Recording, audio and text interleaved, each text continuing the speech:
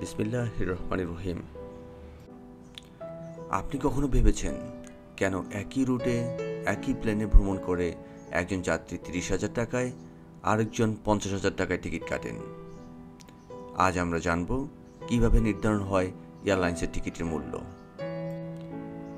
আমরা জানি এয়ারলাইন্সের টিকিটের মূল্য বাস, ট্রেন বা লঞ্চের টিকিটের মতো স্থির থাকে না। এর টিকিটের মূল্য নির্ধারণ একটি জটিল ও কৌশলগত প্রক্রিয়া, যা শুধু দূরত্ব বা সময়ের উপর নির্ভর করে না। এর পেছনে কাজ করে একাধিক ভেরিয়েবল, যেমন বাজারের চাহিদা, প্রতিযোগিতা, সময়, খরচ এবং প্রযুক্তি নির্ভর বিশ্লেষণ। চলুন তাহলে জেনে নেই ভেরিয়েবলগুলো কিভাবে কাজ করে। 1. বুকিংয়ের সময়। ফ্লাইটে অনেক দিন আগে টিকিট কাটলে দাম কম থাকে।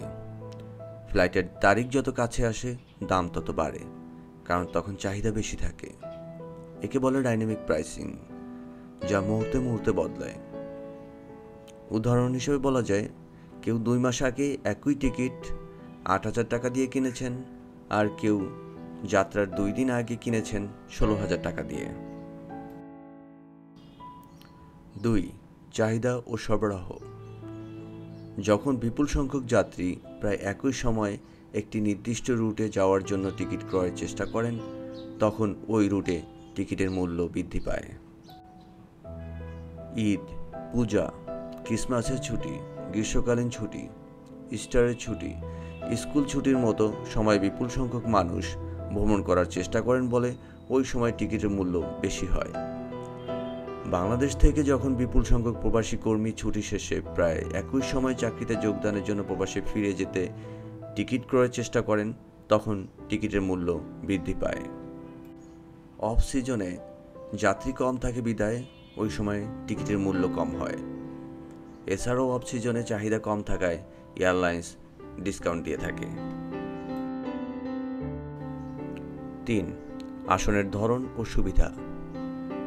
একই ফ্লাইটে ইকোনমি, প্রিমিয়াম ইকোনমি, বিজনেস এসব ক্লাস তো আছেই, কিন্তু আপনি জানেন কি ইকোনমি ক্লাসেও একাধিক ফেয়ার বাকেট বা ক্যাটাগরি থাকে। একজন যাত্রীর টিকিট হতে পারে রিফান্ডেবল, আরেকজনের নন রিফান্ডেবল।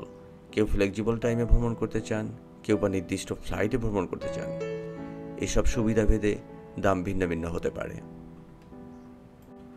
তাই তো একই ফ্লাইটে পাশের আসনে বসা 2 যাত্রীর টিকিটের দাম একদম ভিন্ন হতে পারে। 4. Career type. লেগাসি ক্যারিয়ার হিসেবে পরিচিত এয়ারলাইনসমূহ অতিরিক্ত খরচ ছাড়াই টিকিটের মূল্যের মধ্যেই লাগেজ বুকিং এবং ফ্লাইটে খাওয়ার সুযোগ দেয়। অন্যদিকে বাজেট ক্যারিয়ার হিসেবে পরিচিত এয়ারলাইন্সে লাগেজ বুকিং দেওয়া সহ ফ্লাইটে খেতে হলে টিকিটের মূল্যের বাইরে অতিরিক্ত টাকা পরিশোধ করতে হয়। এর ফলে বাজেট ক্যারিয়ারের টিকিটের মূল্য লেগাসি ক্যারিয়ারের টিকিটের মূল্যের অপেক্ষা 40% পর্যন্ত কম হতে পারে।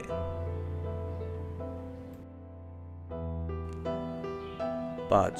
প্রতিযোগিতা ও রুট। যদি একই রুটে অনেক এয়ারলাইন্স ফ্লাইট চালায়, সেক্ষেত্রে প্রতিযোগিতা বেশি হয় এবং টিকিটের দাম কম হয়।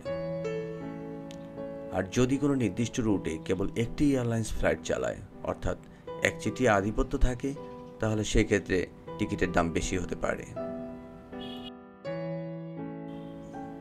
6. ফুয়েল ও অপারেশনাল খরচ। জেট ফুয়েল হলো একটি এয়ারলাইন্সের সবচেয়ে বড় খরচের অংশ। ফুয়েলের দাম বেড়ে গেলে টিকিটের দামেও তার প্রভাব পড়ে। এছাড়াও এয়ারপোর্ট চার্জ, কাস্টমস ফি, স্টাফ স্যালারি, মেনটেন্যান্স, নিরাপত্তা ব্যয় ইত্যাদিও ভাড়ায় যুক্ত হয়। এসব খরচ মিলিয়ে টিকিটের দাম ওঠানামা করে। 7. এআই ও অ্যালগরিদম ব্যবহার। আজকাল টিকিটের দাম নির্ধারণ করে রেভিনিউ ম্যানেজমেন্ট সিস্টেম বা সংক্ষেপে RMS ও এআই অ্যালগরিদম। কী দাম হলে সর্বোচ্চ লাভ হবে, আবার যাত্রীও হারানো না যায়, অ্যালগরিদম এসব বিশ্লেষণ করে টিকিটের দাম বদলাতে পারে ঘন্টায় ঘন্টায়। একে সাধারণত বলা হয় ডাইনামিক প্রাইসিং। ডাইনামিক প্রাইসিংয়ের ক্ষেত্রে সাধারণত যে সকল বিষয় বিবেচনা করা হয়: ফ্লাইটে কত আসন খালি আছে, কে কখন সার্চ করছে, কোন দেশ থেকে বুকিং আসছে, যাত্রীর বুকিং বিহেভিয়ার কেমন, কতজন যাত্রী ইতিমধ্যে বুক করেছেন, ফ্লাইটটি কতটা পূর্ণ আছে, গত বছরের এই সময়ের ট্রেন্ড কেমন ছিল, প্রতিদ্বন্দ্বী এয়ারলাইন্সের টিকিটের দাম কত, চাহিদা ও সরবরাহ কেমন আছে। তাই যত বেশি যাত্রী আগেভাগে টিকিট কাটে দাম তত কম থাকে, কিন্তু ফ্লাইটটি পূর্ণ হতে থাকলে দাম দ্রুত বাড়তে থাকে। ৮. ডিসকাউন্ট ও প্রমোশন। কখনো কখনো এয়ারলাইন্স হঠাৎ কিছু আসন কম দামে ছেড়ে দেয়। প্রমোশন বা মার্কেটিংয়ের অংশ হিসেবে সাধারণত এটি করে থাকে। তাই টিকিট বুকিংয়ের জন্য সময় জ্ঞান ও সবসময় নজরদারি জরুরি। ফ্লাইট বাছাইয়ের ক্ষেত্রে টিপস।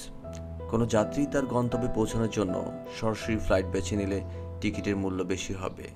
পক্ষান্তরে একই গন্তব্যে পৌঁছানোর জন্য এক বা একাধিক ট্রানজিট সহ ফ্লাইট বেছে নিলে টিকিটের মূল্য কম হবে।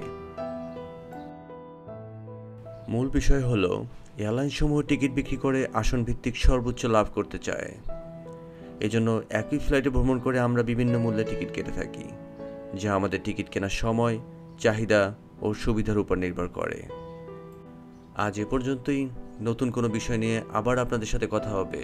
সে পর্যন্ত ভালো থাকবেন, সফরের সাথেই থাকবেন। আল্লাহ হাফেজ।